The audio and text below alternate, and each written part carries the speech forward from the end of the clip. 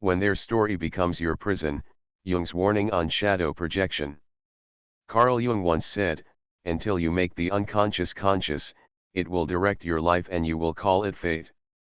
This statement captures one of the most destructive forces in psychology, shadow projection. Unlike a simple misunderstanding, projection occurs when one person's hidden traits and suppressed emotions are forced onto another with complete conviction. Lies can be challenged, but projections are dangerous because they are believed with absolute certainty.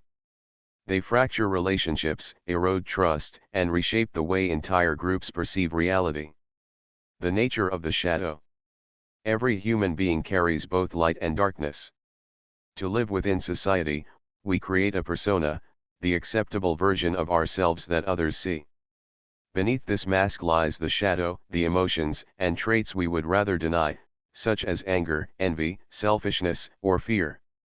These parts do not disappear. When unacknowledged, they escape through projection. Someone else becomes the unwilling carrier of what the projector refuses to face. Jung warned that projection is dangerous because the one projecting does not recognize it as projection. They believe they are describing reality. The most terrifying thing is to accept oneself completely, Jung observed. Yet what is even more terrifying is being forced to live inside someone else's distorted picture of you. The warning signs. Projection has recognizable patterns. Jung identified several clear signs. 1. Absolute certainty, the projector insists they know who you are. There is no curiosity, only conviction. 2. Immunity to evidence, proof and explanations are dismissed.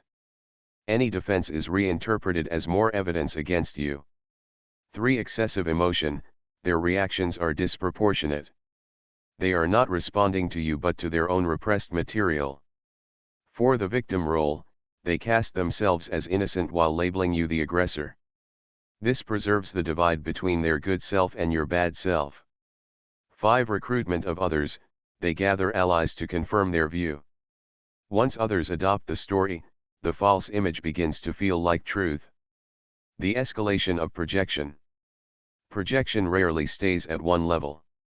It tends to grow if left unchecked. Stage 1, subtle misreadings. At first, small details about you are misinterpreted.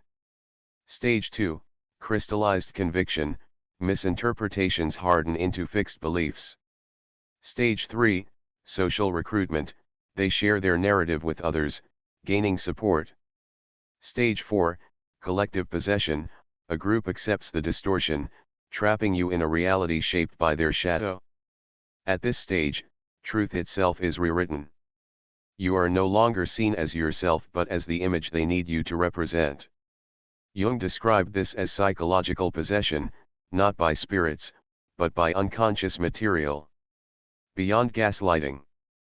Projection is often confused with gaslighting, but they are not the same. Gaslighting is deliberate manipulation.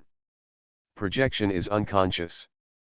The projector genuinely believes their version of reality. This sincerity makes projection more dangerous than lies. The victim is not simply deceived, they are pulled into another person's unresolved inner conflict. Case studies of shadow in action. Helen, admired for her generosity, carried hidden anger about being overlooked. Unable to face her resentment, she projected selfishness onto her sister, Maya. Soon, family and friends adopted Helen's version of reality, branding Maya as self-centered even though she was more giving in truth. Andrew, a hard-working entrepreneur, endured a similar fate. His partner, Liam, weighed down by insecurity, projected his fears onto Andrew. Liam interpreted Andrew's dedication as arrogance and hunger for power. Over time, Andrew began to doubt himself.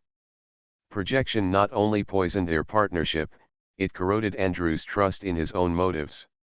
Jung's self-defense protocol. Jung offered practical steps to defend against projection. 1. Trust inner reality. If someone's version of you feels wrong, trust your own sense of truth. 2. Stop explaining yourself. Arguments only fuel their conviction. Refusing endless explanations preserves your strength. 3. Protect vulnerabilities. Information shared in trust can become ammunition. Guard what matters most. 4. Keep a record. Document what actually happened. Records keep you anchored in truth when reality feels distorted. 5. Practice sacred withdrawal. At times, stepping back is necessary. Their shadow is theirs to resolve, not yours. Boundaries, Jung explained, are not rigid walls but living membranes. They allow truth and love in while blocking distortions that erode identity. The larger lesson. Defending against projection is vital, but Jung encouraged people to go further.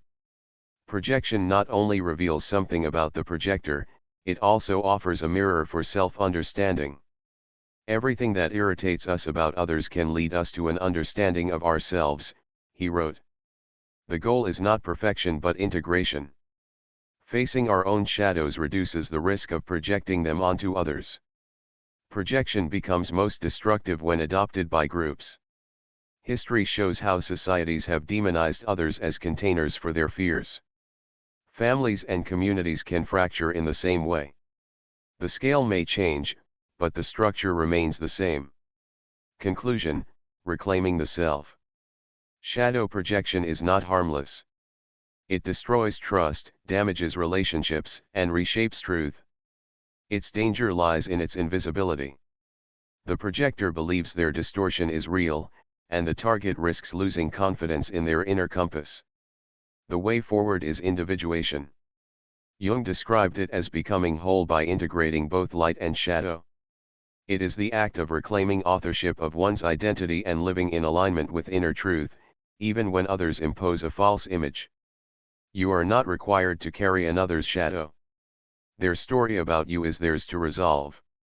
Your task is to remain centered and return to clarity. In a world where perception often overshadows truth, self-awareness is the shield that protects authenticity. Jung's reminder is as urgent today as ever: each of us must face our shadow or risk unleashing it on others. By doing the inner work, we prevent hidden darkness from becoming a weapon against those we love. The silent war of shadows may be the most dangerous battle we face, but it is also the most necessary to win. AI Overview. Projection and introjection are both psychological defense mechanisms, but they operate in opposite directions. Projection involves attributing one's own unacceptable thoughts or feelings to others, while introjection involves taking in or internalizing the characteristics, beliefs, or attitudes of another person, particularly those of someone perceived as powerful or significant. Projection. Definition: projecting unwanted emotions or characteristics onto someone else. Example: a person who is feeling angry might accuse others of being angry at them. Purpose: to protect the ego by externalizing uncomfortable feelings and avoiding self-awareness of those feelings. Direction: outward, from self to others. Introjection. Definition: internalizing the beliefs, values, or behaviors of another person, often someone seen as a role model or authority figure. Example: a child might internalize their parents' strict rules or beliefs about the world. Purpose: to cope with anxiety, uncertainty, or to gain approval from others. Direction: inward, from others to self. Key differences. Focus: projection focuses on getting rid of unwanted feelings, while introjection focuses on taking in something from the outside world. Direction of flow: projection pushes things out, while introjection pulls things in. Result: projection can lead to misinterpreting others' behavior, while introjection can lead to adopting beliefs or behaviors that may not be healthy or accurate. In simpler terms: projection: I'm not angry, you are. Introjection: you say I'm bad, so I must be bad. Both projection and introjection are often unconscious processes and can have both positive and negative effects on a person's behavior and relationships.